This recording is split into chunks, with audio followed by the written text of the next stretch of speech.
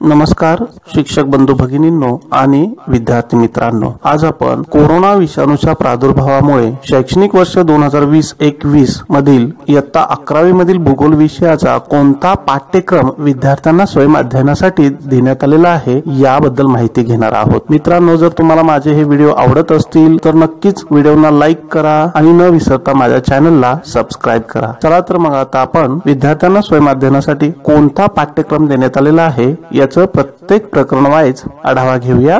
मित्रांनो, इयत्ता 11वीतील प्रकरण क्रमांक 1 भू हालचाली या प्रकरणातील पान क्रमांक 2 माहित आहे का तुम्हाला यामधील 16 जून 1819 रोजी कच्छ येथे झालेल्या भूकंपामुळे किनारपट्टीचा बराचसाच भाग खचला गेला। जहाजे व स्थानिक मासेमारी करणाऱ्या बोटींचे त्यामुळे बरेचसेच नुकसान झाले। समुद्र किनाऱ्याजवळ असलेल्या सिंद्री येथील किल्ल्याच्या एका बुरुजाचा काही भाग वगळता संपूर्ण किल्ला पाण्याखाली गेला। त्याच दरम्यान 1550 चौरस किलोमीटर लांबीचा भूभाग उंचावला गेला होता, त्याला स्थानिक लोक अल्लाह बंधारा असे म्हणतात। हा भाग विद्यार्थ्यांना स्वयं अध्ययनासाठी देण्यात आलेला आहे। तसेच पान क्रमांक 3 जरा विचार करा यामधील ठिसूळ खडकावर दाब निर्माणकारी बल कसे कार्य करेल हाही भाग विद्यार्थ्यांना स्वयं अध्ययनासाठी देण्यात आलेला आहे। तर याच पान क्रमांक 3 व 4 वरील वली पर्वत, वलीकरणामुळे वली पर्वताची निर्मिती होते। उदाहरणार्थ हिमालय, आल्प्स पर्वत, वयोमानानुसार वली पर्वताचे 2 प्रकार केले जातात। त्यातील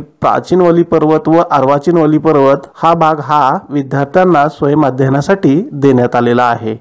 तसेच याच प्रकरण क्रमांक 1 मधील पान क्रमांक 6 थोडे आठवूया। यामधील इंडोनेशिया या देशातील दिनांक 19 ऑगस्ट 2018 रोजी सुमारे 300 माणसे दगावली। त्यावेळेस अनेक इमारतीची पडझड झाली, रस्ते दुभांगले, सुनामी निर्माण झाली। यावर आधारित जे 4 प्रश्न आहेत या प्रश्नांची उत्तरे देण्याचे कार्य हे विद्यार्थ्यांना स्वयं अध्ययनासाठी देण्यात आलेलं आहे। तसेच पान क्रमांक 6 वरील जरा विचार करा यामधील भूकंपाच्या वेळी भूकंप लहरी पृथ्वीच्या सर्व भागात पसरतात का? तुम्हाला काय वाटते, पृथ्वीच्या पृष्ठभागावर असा काही प्रदेश आहे का जेथे भूकंप लहरी पोहोचत नाहीत? यामधील आकृती 1.10 पहा, ही जी भूकंप छायेचा प्रदेशाची आकृती आहे। या आकृतीसह ही जरा विचार करा ही कृती विद्यार्थ्यांना स्वयं अध्ययनासाठी देण्यात आलेली आहे। याच प्रकरणातील पान क्रमांक 7 माहित आहे का तुम्हाला भूकंपाच्या समान तीव्रतेची ठिकाणे जोडणाऱ्या नकाशावर काढलेल्या काल्पनिक रेषांना समकंप रेषा म्हणतात। ही कृती विद्यार्थ्यांना स्वयं अध्ययनाला दिलेली आहे। तर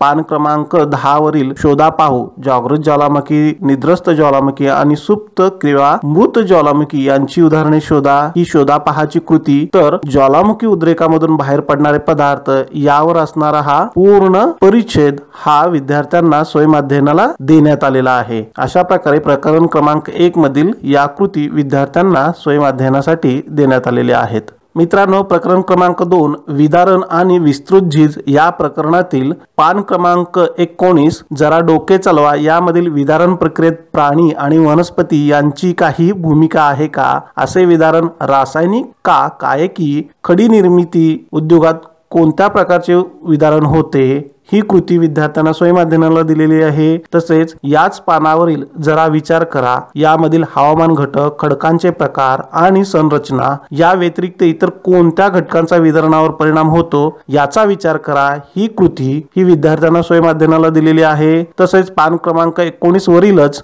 माहित आहे का तुम्हाला यामधील विदर्णाच्या प्रमाणाचा वेग वाढवण्यात हवा प्रदूषण सहाय्यभूत ठरते। वातावरणात कोळसा, नैसर्गिक वायू, पेट्रोलियम यांच्या ज्वलनातून रासायनिक घटक जसे नायट्रोजन ऑक्साईड आणि सल्फर डायऑक्साईड इत्यादी बाहेर पडतात। जेव्हा त्या रासायनिक घटकांचे उष्णता व आर्द्रतेमुळे एकत्रीकरण होते तेव्हा त्याचे आम्लात रूपांतर होते व ते पृथ्वीवर आम्ल पर्जन्य स्वरूपात परत येतात। त्याच्या परिणामाने मोठ्या प्रमाणात काही प्रदेशात हानी झाली आहे। काही प्रदेशामधील चुनखडक व संगमरवरापासून बनलेल्या ऐतिहासिक वस्तूचे मोठ्या प्रमाणात नुकसान झाले आहे। जगामधील महान स्मारके आणि शिल्पे याबाबत चिंता निर्माण झाली आहे। ग्रीसमधील पार्थेनॉन, भारतातील ताजमहल आणि इजिप्तमधील स्फिंक्स यांचे नुकसान होत आहे ही कृती विद्यार्थ्यांना स्वयंअध्ययनासाठी दिलेली आहे।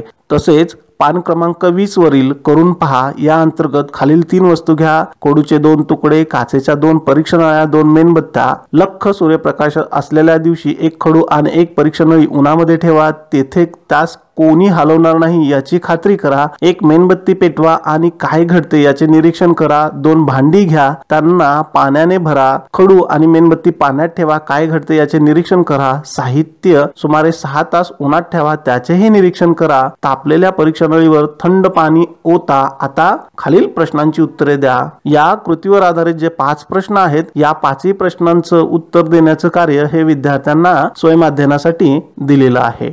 त्याचप्रमाणे पान क्रमांक 24 वरील जरा विचार करा, यामधील हिमालय पर्वत प्रदेश आणि पश्चिम घाट या भागात भूस्खलन वारंवार होण्याचे कारण काय असावे, महाराष्ट्रातील मराठवाडा किंवा कर्नाटकातील मैदान या भागात भूस्खलन का घडत नाही ही कृती देखील विद्यार्थ्यांना स्वयंअध्ययनासाठी दिलेली आहे। तसेच पान क्रमांक 25 वरील जरा प्रयत्न करा या अंतर्गत दिलेल्या मुद्द्यावर आधारित विधारण आणि अपक्षरणातील फरक लिहा ही कृती विद्यार्थ्यांना स्वयंअध्ययनासाठी देण्यात आलेली आहे। त्याचप्रमाणे याच पानावरील म्हणजेच पान क्रमांक 25 वरील करून पहा या अंतर्गत वर दिलेल्या स्पष्टीकरणाच्या आधारे खालील ओघ तक्ता पूर्ण करा। हा जो भू हालचालीचा अंतर्गत प्रक्रिया बाह्य प्रक्रिया हा जो ओघ तक्ता दिलेला आहे हा ओघ तक्ता पूर्ण करण्याची कृती ही विद्यार्थ्यांना स्वयंअध्ययनासाठी देण्यात आलेली आहे। मित्रांनो, आता आपण प्रकरण क्रमांक 3 अपक्षरणाची कारके या प्रकरणातील कोणता भाग विद्यार्थ्यांना स्वयंअध्ययनासाठी देण्यात आलेला आहे ते पाहूया। पान क्रमांक 30 थोडे आठवूया या अंतर्गत तुम्ही यापूर्वी इयत्ता 9वी मध्ये अपक्षय कारकांद्वारे निर्माण होणाऱ्या विविध भूरूपांचा अभ्यास केलेला आहे। इयत्ता 9वीच्या पाठ्यपुस्तकात पान क्रमांक 30 ते 38 दिलेली भूरूपे व त्यांचे कारक ओळखा। भूरूप अपक्षरण किंवा संचयन यापैकी कोणत्या प्रक्रियेतून झाले आहे ते लिहा व सोबत दिलेला तक्ता वहीत पूर्ण करा। ही पूर्ण कृती विद्यार्थ्यांना स्वयंअध्ययनासाठी देण्यात आलेली आहे। तर पान क्रमांक 31 वरील जरा विचार करा यामधील तुम्ही यापूर्वी नदी आणि तिचा तळ पाहिला आहे काय, नदी तिचे किनारे तळ आणि प्रवाहाचे निरीक्षण केले असल्यास वर्गात चर्चा करा। ही जी कृती आहे ही विद्यार्थ्यांना स्वयंअध्ययनासाठी देण्यात आलेली आहे। त्याचप्रमाणे पान क्रमांक 31 शोधा पाहू यामधील जागतिक स्तरावरील प्रसिद्ध घळईची उदाहरणे शोधा ही कृती विद्यार्थ्यांना स्वयंअध्ययनासाठी देण्यात आलेली आहे। तर पान क्रमांक 32 वरील सांगा पाहू या अंतर्गत खाली दिलेल्या आकृतीचे निरीक्षण करा व प्रश्नांची उत्तरे द्या। यामध्ये नदीचा उगम ते महासागरापर्यंत नदीच्या विविध टप्प्यामध्ये चालणाऱ्या कार्यांबद्दल एकूण 6 प्रश्न विचारण्यात आलेले आहेत। या 6ही प्रश्नांची उत्तरे देण्याचे कार्य हे विद्यार्थ्यांना स्वयंअध्ययनासाठी देण्यात आलेला आहे। मित्रांनो, आता आपण प्रकरण क्रमांक 4 हवामान प्रदेश या प्रकरणातील कोणता भाग हा विद्यार्थ्यांना स्वयंअध्ययनासाठी देण्यात आलेला आहे याची माहिती घेऊया। यामध्ये पान क्रमांक 44 सांगा पाहू मधील हवामानाच्या अंगांचा परिणाम होत नाही किंवा प्रभावही पडत नाही अशा मानवी क्रियांची यादी करा ही कृती विद्यार्थ्यांना स्वयंअध्ययनासाठी देण्यात आलेली आहे। तर पान क्रमांक 44 वरीलच शोधा पाहू या अंतर्गत आंतरजाल किंवा संदर्भ पुस्तकांचा वापर करून दिलेल्या हवामान प्रदेशांचे वर्गीकरण करा ही कृती विद्यार्थ्यांना स्वयंअध्ययनासाठी देण्यात आलेली आहे। त्याचप्रमाणे याच पानावरील म्हणजेच पान क्रमांक 44 वरील माहित आहे का तुम्हाला ही कृती देखील विद्यार्थ्यांना स्वयंअध्ययनासाठी देण्यात आलेली आहे। मित्रांनो, पान क्रमांक 46 वरील जरा डोके चालवा यामधील 3 प्रश्न या प्रदेशातील वार्षिक तापमान कक्षा किती असेल, भारतात या प्रकारचे हवामान कुठे आढळते, तसेच पान क्रमांक 47 वरील जरा डोके चालवा या अंतर्गत या प्रदेशात होणाऱ्या विदर्णाच्या प्रकाराबद्दल तुमचे मत व्यक्त करा। पान क्रमांक 48 वरील जरा डोके चालवा या अंतर्गत या प्रदेशात कोणती पिके मोठ्या प्रमाणात घेतली जातात, भौगोलिक वितरणात रेखांश का दिलेले नसावेत, तसेच पान क्रमांक 49 वरील जरा डोके चालवा या अंतर्गत या हवामानातील खडकांच्या वितरणाबाबत मत नोंदवा। या ज्या कृती आहेत या विद्यार्थ्यांना स्वयंअध्ययनासाठी देण्यात आलेल्या आहेत। त्याचप्रमाणे पान क्रमांक 50 वरील जरा डोके चालवा यामधील युरोपातील लोक स्वयंपाकासाठी ऑलिव्हचे तेल का वापरतात, तर पान क्रमांक 51 वरील जरा डोके चालवा अंतर्गत कोणते घटक या प्रदेशास कृषी उत्पादनासाठी सहाय्यभूत ठरतात ही कृती विद्यार्थ्यांना स्वयंअध्ययनासाठी देण्यात आलेली आहे। तर पान क्रमांक 52 वरील जरा डोके चालवा अंतर्गत भौगोलिक वितरणाचे उदाहरण म्हणून चिली देशाचा उल्लेख सातत्याने का दिला जातो, या प्रदेशात मासेमारीचा विकास का झालेला नाही ही कृती देखील विद्यार्थ्यांना स्वयंअध्ययनासाठी देण्यासाठी देण्यात आलेली आहे। त्याचप्रमाणे पान क्रमांक 53 वरील जरा डोके चालवा या अंतर्गत या प्रदेशात वार्षिक तापमान कक्षा किती असेल, येथील मानवाचे हवामानानुसार केलेले व्यवसाय कोणते असू शकतात, कोणत्या प्रकारचे विदारण येथे प्रामुख्याने घडेल, या प्रश्नांची उत्तरे देण्याचं कार्य हे विद्यार्थ्यांना स्वयंअध्ययनासाठी देण्यात आलेलं आहे। त्याचप्रमाणे पान क्रमांक 54 वरील जरा डोके चालवा अंतर्गत कोणत्या प्रकारची विस्तृत हालचाल येथे घडू शकेल, तर पान क्रमांक 55 वरील जरा डोके चालवा अंतर्गत कोणत्या प्रकारच्या क्रिया इतर प्रदेशातील लोकांना या हवामान प्रदेशात आणतील व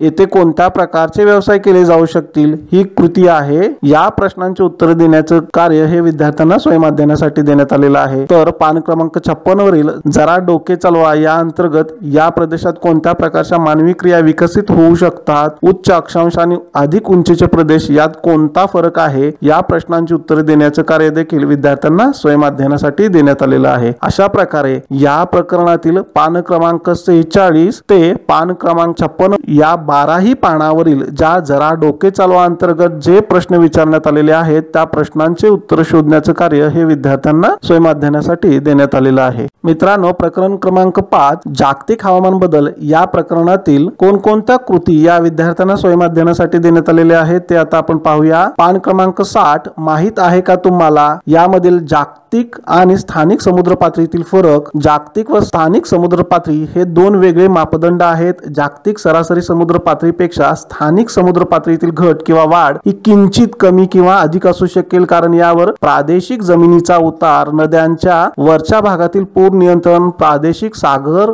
प्रवाह इत्यादी घटकांचा परिणाम होऊ शकतो। समुद्र पातळी मोजण्यासाठी वेगवेगळ्या केंद्रातून भरतीची आकडेवारी आणि लेझर उंची मापक यंत्राचा वापर केला जातो। भरतीची केंद्रे समुद्राच्या स्थानिक पातळीबद्दल माहिती देतात। उपग्रहीय आकडेवारीवरून आपल्याला महासागराची सरासरी उंची समजते। हे दोन्ही मिळून आपल्याला महासागराच्या पातळीत कालानुरूप होणाऱ्या बदलाची माहिती देतात। हे माहित आहे का तुम्हाला, हे विद्यार्थ्यांना स्वयंअध्ययनासाठी देण्यात आलेलं आहे। त्याचप्रमाणे पान क्रमांक 62 वरील शोधा पाहू या अंतर्गत आंतरजालाचा व संदर्भ पुस्तकांचा वापर करून हवामान बदलाला विकारक्षम असलेल्या प्रजातींची यादी करा। तसेच करून पहा अंतर्गत तुमच्या कुटुंबातील आणि सभोवतालच्या ज्येष्ठ लोकांशी चर्चा करा। आजच्या आणि त्यांच्या बालपणी अनुभवलेल्या ऋतूंमध्ये नेमका कोणता बदल त्यांना जाणवतो याबद्दल चर्चा करा। या दोन्ही कृती विद्यार्थ्यांना स्वयंअध्ययनासाठी देण्यात आलेल्या आहेत। त्याचप्रमाणे पान क्रमांक 63 वरील सांगा पाहू या अंतर्गत आकृती 5.4 मधील आलेख पहा व प्रश्नांची उत्तरे द्या यावर आधारित असणारे चारही प्रश्नांची उत्तरे देण्याचे कार्य हे विद्यार्थ्यांना स्वयंअध्ययनासाठी देण्यात आलेलं आहे। तसेच पान क्रमांक 64 वरील माहित आहे का तुम्हाला या अंतर्गत या हिमयुगाची माहिती सांगणारी माहित आहे का तुम्हाला ही कृती देखील विद्यार्थ्यांना स्वयंअध्ययनाला देण्यात आलेली आहे। याचा अभ्यास देखील विद्यार्थ्यांनी स्वतः करायचा आहे। तसेच पान क्रमांक 65 वरील शोधा पाहू अंतर्गत हिमयुग आणि हवामान बदल यावर आधारित चित्रपटांची यादी तयार करा ही कृती देखील विद्यार्थ्यांना स्वयंअध्ययनासाठी देण्यात आलेली आहे। तर पान क्रमांक 66 वरील माहित आहे का तुम्हाला या अंतर्गत संयुक्त राष्ट्र परिषदेच्या रचनेत हवामान बदलासंदर्भात 9 मे 1992 साली रिओ दो जेनेरियो येथील वसुंधरा परिषदेत सर्व राष्ट्रांचा आंतरराष्ट्रीय पर्यावरण करार स्वीकारण्यात आलेला आहे। क्योटो प्रोटोकॉल या आंतरराष्ट्रीय करारामध्ये सदस्य राष्ट्रांकडून हरितगृह वायू उत्सर्जन कमी करण्यासाठी प्रयत्नशील राहतील असे संमत केले गेले। वातावरणातील पित्तांबरात असलेल्या ओझोन वायूचे संरक्षण करण्याबाबत मॉन्ट्रियल करार 1987 साली झाला होता। यामध्ये ओझोन वायूचा नाश करणाऱ्या उत्पादनांचा वापर हळूहळू बंद करण्याचे ठरले होते। पॅरिस करारामधील जागतिक तापमान वाढ 1.5 अंश सेंटीग्रेड पर्यंत मर्यादित राखण्याबाबत ही ठरले होते। 2030 ते 2050 दरम्यान यात सहभागी राष्ट्रांना हरितगृह वायूचे 0 उत्सर्जन पातळी राखावी लागणार आहे। ही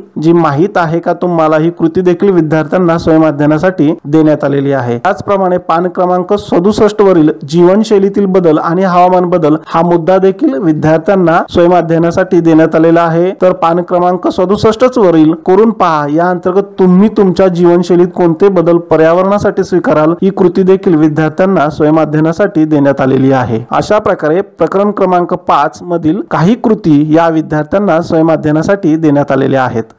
मित्रांनो, आता आपण प्रकरण क्रमांक 6 महासागर साधन संपत्ती या प्रकरणातील कोणकोणत्या कृती या विद्यार्थ्यांना स्वयंअध्ययनासाठी देण्यात आलेल्या आहेत याची माहिती घेऊया। पहा, पान क्रमांक 68 वरील करून पहा या करून पहा कृतीमध्ये आकृती 6.1 वर आधारित जे 6 प्रश्न आहेत या 6 प्रश्नांची उत्तरे विद्यार्थ्यांना स्वयं अध्ययनासाठी देण्यात आलेली आहेत। त्याचप्रमाणे पान क्रमांक 70 वरील माहित आहे का तुम्हाला या अंतर्गत सागरी गर्ताच्या शोध मोहिमा आजही अगदी मर्यादित आहेत। आतापर्यंत फक्त 3च माणसे 6000 मीटर खोल सागर तळापर्यंत पोहोचली आहेत। ज्ञात माहितीतील बहुतांश माहिती 1950च्या सुमारास 2 महत्त्वपूर्ण नमुना मोहिमाद्वारे मिळवलेली आहे। ही जी माहित आहे का तुम्हाला ही कृती दिलेली आहे ती विद्यार्थ्यांना स्वयं अध्ययनासाठी देण्यात आलेली आहे। तसेच याच पान क्रमांक 70 वरील शोधा पाहू या अंतर्गत भारतीय बेटांची नावे व स्थान शोधा, उपयुक्त प्रकारानुसार त्यांचे वर्गीकरण करा ही कृती देखील विद्यार्थ्यांना स्वयं अध्ययनासाठी देण्यात आलेली आहे। विद्यार्थी मित्रांनो, याच प्रकरणातील पान क्रमांक 71 वरील माहित आहे का तुम्हाला या अंतर्गत ऑस्ट्रेलियाच्या नैऋत्य किनाऱ्यावर ग्रेट बॅरियर रीफ ही पृथ्वीवरील सर्वात मोठी प्रवळकट्ट्यांची रांग आहे। ही जगातील नैसर्गिक आश्चर्यांपैकी एक आहे। ही 2010 किलोमीटर पर्यंत विस्तारलेली आहे व या रांगेत 400 पेक्षा अधिक प्रकारचे प्रवाळ आढळतात। ही रांग नष्ट होण्याच्या मार्गावर आहे। ही माहित आहे का तुम्हाला ही कृती देखील विद्यार्थ्यांना स्वयं अध्ययनासाठी देण्यात आलेली आहे। तसेच पान क्रमांक 73 वरील हे करून पहा या अंतर्गत भारताला हिंदी महासागरातील विशेष आर्थिक क्षेत्रापलीकडील क्षेत्रातूनही मॅंगनीजचे खडे काढण्याचा अधिकार मिळाला आहे। याच प्रकारचे इतर आंतरराष्ट्रीय स्वरूपाच्या संसाधनाचा शोध घ्या हे करून पहा ही कृती देखील विद्यार्थ्यांना स्वयं अध्ययनासाठी देण्यात आलेली आहे। तसेच याच पान क्रमांक 73 वरील माहित आहे का तुम्हाला या अंतर्गत जगात सर्वात खोल पॅसिफिक महासागरातील मरियाना गर्ताच्या तळाशी एक प्लास्टिकची पिशवी मिळाली आहे। ती प्लास्टिक पिशवी 30 वर्षापूर्वी बनवलेली आहे। हे महासागरामध्ये वाढत चाललेले प्रदूषण दर्शवते। जवळजवळ 5000 पाणबुड्या व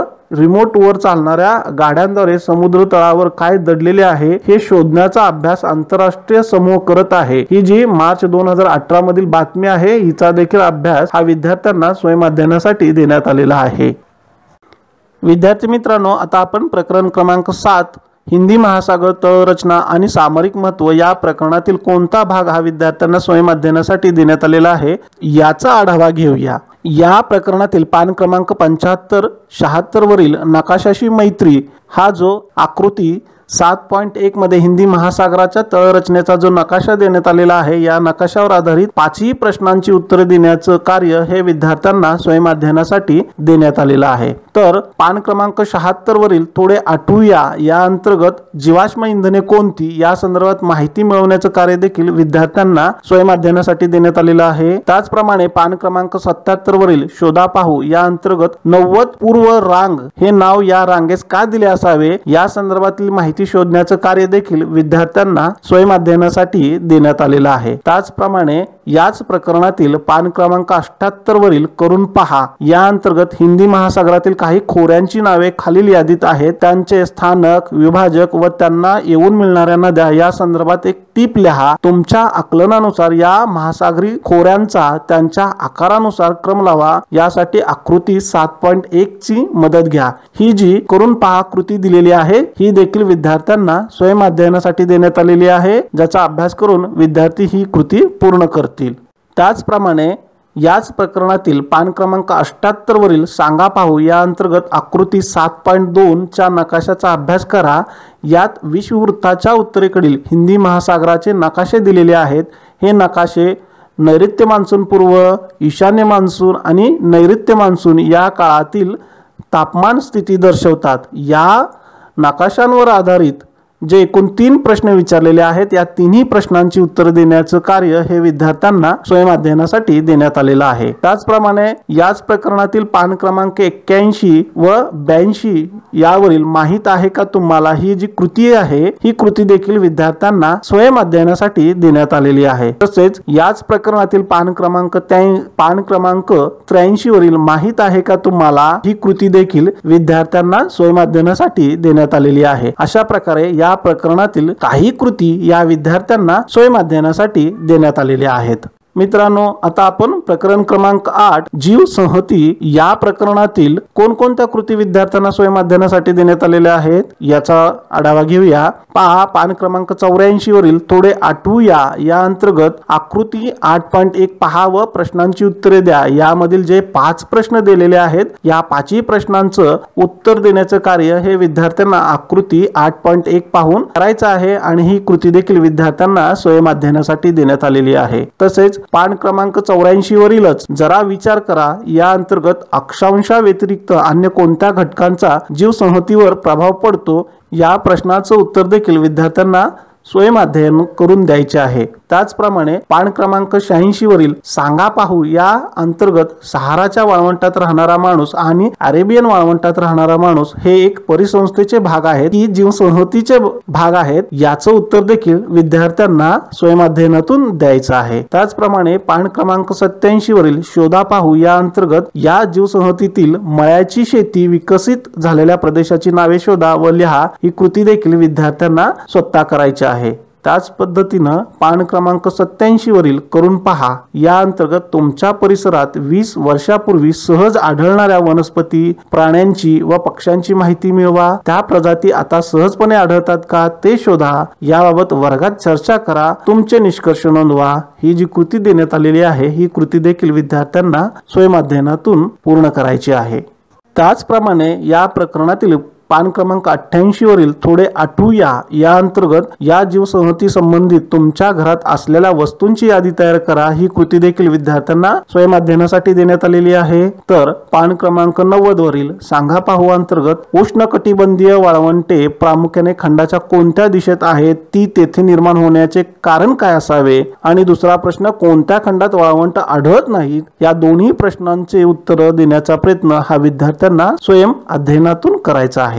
तसेच पान क्रमांक 91 वरील सांगा पाहू मधील जी CNN न्यूज ची बातमी देण्यात आलेली आहे या बातमीवर आधारित 2 प्रश्न जे विचारलेले आहेत या दोन्ही प्रश्नांची उत्तरे ही बातमीचं विद्यार्थ्यांनी स्वयं अध्ययन करून द्यायचं आहे. ही कृती देखील विद्यार्थ्यांना स्वयं अध्ययनासाठी देण्यात आलेली आहे. त्याचप्रमाणे पान क्रमांक 93 वरील सांगा पाहू या अंतर्गत भारतात कोणत्या ठिकाणी या प्रकारची फळे आढळतात, ती त्या ठिकाणी आढळण्याचे कारण काय असावे या प्रश्नाचं उत्तर देखील विद्यार्थ्यांना स्वयं अध्ययनातून द्यायचं आहे. अशा प्रकारे या प्रकरणातील काही कृती या विद्यार्थ्यांना स्वयं अध्ययनासाठी देण्यात आलेल्या आहेत.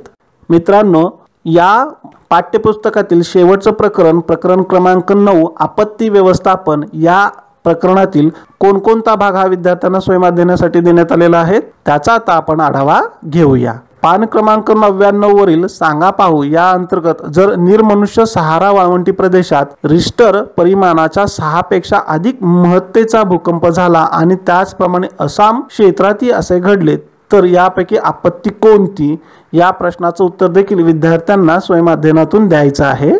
त्याचप्रमाणे याच पानावर असणारे शोधा पाहू ही कृती यामध्ये आंतरजाल किंवा ग्रंथालय वर्तमानपत्रातील अरिष्टांबाबतच्या कात्रणांद्वारे आपत्तींची माहिती गोळा करा. या आपत्तीच्या वेळेस लोक कशा प्रकारे सामोरे गेले याची वर्गात चर्चा करा. शासनास तसेच इतर संस्था हे अशा प्रसंगांना कसे सामोरे गेले ते शोधा. ही जी कृती दिलेली आहे शोधा पाहू ही विद्यार्थ्यांना स्वयं अध्ययनातून पूर्ण करायची आहे. त्याचप्रमाणे याच प्रकरणातील पान क्रमांक 100 वरील सांगा पाहू यामधील वरील आपत्ती व्यवस्थापनाच्या घटकांचे आपत्तीपूर्व आणि आपत्तीनंतर अशा 2 गटात वर्गीकरण करा. ही कृती देखील विद्यार्थ्यांना स्वयं अध्ययनासाठी देण्यात आलेली आहे. तसेच पान क्रमांक 101 वरील जरा प्रयत्न करा या अंतर्गत आपत्ती निवारणाच्या उपाययोजनांची यादी दिली आहे. ते संरचनात्मक किंवा असंरचनात्मक आहेत ते लिहा आणि कोणत्या आपत्तींसाठी त्यांचा वापर केला जातो ते सांगा. उदाहरणादाखल तुमच्यासाठी एक सोडवून दिले आहे. ही जी कृती आहे ती देखील विद्यार्थ्यांना स्वयं अध्ययनासाठी देण्यात आलेली आहे. त्याच पद्धतीनं पान क्रमांक 103 वरील शोधा पाहू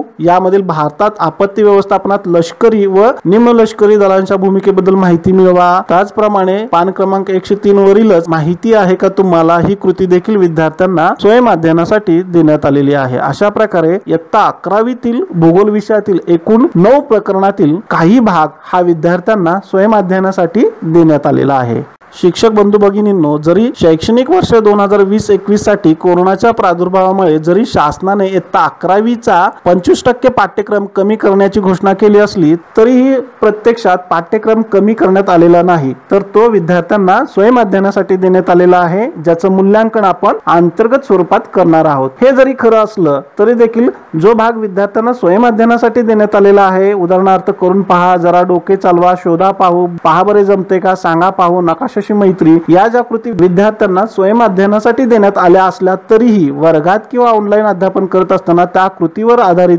भौगोलिक स्पष्टीकरण शिकवत असताना आपणास त्या कृती शिकवणं गरजेचंच आहे। 12वी प्रमाणेच याही इयत्तेतील प्रात्यक्षिकाचा कोणताही भाग कमी करण्यात आलेला नाही किंवा तो विद्यार्थ्यांना स्वयं अध्ययनासाठी देखील देण्यात आलेला नाही। त्यामुळे इयत्ता 11वीतील भूगोलाचं सर्व प्रात्यक्षिक पूर्ण करून घेण्याची जबाबदारी देखील शिक्षक म्हणून आपल्यावर आहे। याबद्दलचं आपलं काय मत आहे हे नक्की आपण कॉमेंट बॉक्स मध्ये नोंदवा आणि जर आपणास हा माझा व्हिडिओ आवडला असेल तर नक्की लाईक करा आणि न विसरता माझ्या चॅनलला सबस्क्राइब करा। धन्यवाद।